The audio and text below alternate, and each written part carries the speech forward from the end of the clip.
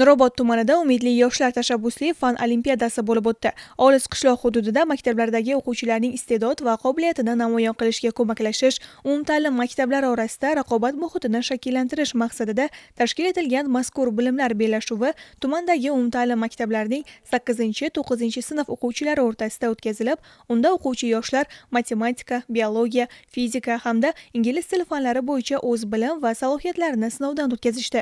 Bellashuv jarayonida o'quvchilar murakkab masalalar va savollarga javob berib, o'zlarining mantiqiy fikrlashi, bilim darajasi hamda mustaqil tahlil qilish qobiliyatlarini namoyon etishdi. Umidli yoshlar tashabbusli fan olimpiadasi bir guruh yoshlar tomonidan 2021-yilda dastlab o'tkazilishni boshlandi.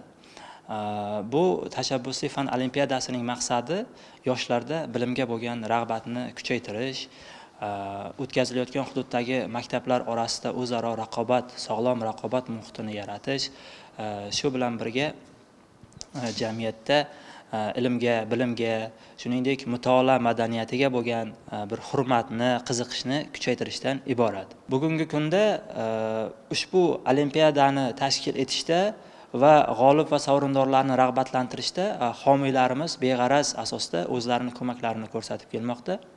Loyiha doirasida g'olib bo'lgan o'quvchilar va ularning ustozlariga belgilangan miqdorda pul mukofotlari, shuningdek esdalik sovg'alari va ularning o'quvchilar uchun qo'shimcha dars xarajatlari qoplab berilishi yo'lga qo'yilgan. Mazkur tadbirlar albatta bo'lajak yoshlarni oliy ma'lumotli qilishga, ularning hayotda o'z o'rnlarini topishga alohida xizmat ko'rsatganligini ham ta'kidlab o'tishimiz lozim. Shu paytga qadar 5 ta mavsum o'tkazilgan bo'lsa, aynan 5 ta mavsum g'oliblari allaqachon yetakchi universitetlarda tahsil olayotganligi va ular bu tadbirlardan albatta faol bugungi kunga kelib turib, ularning o'zlari ham olimpiadani xulosasi ishtirokchilar sifatida faol qo'llab-quvvatlovchilarga aylanayotganligi albatta e'tiborimizni ortib kelyapti. Hakamlar hay'ati tomonidan ishtirokchilarning ishlari baholanib, har bir fan bo'yicha eng yuqori natija ko'rsatgan o'quvchi aniqlandi.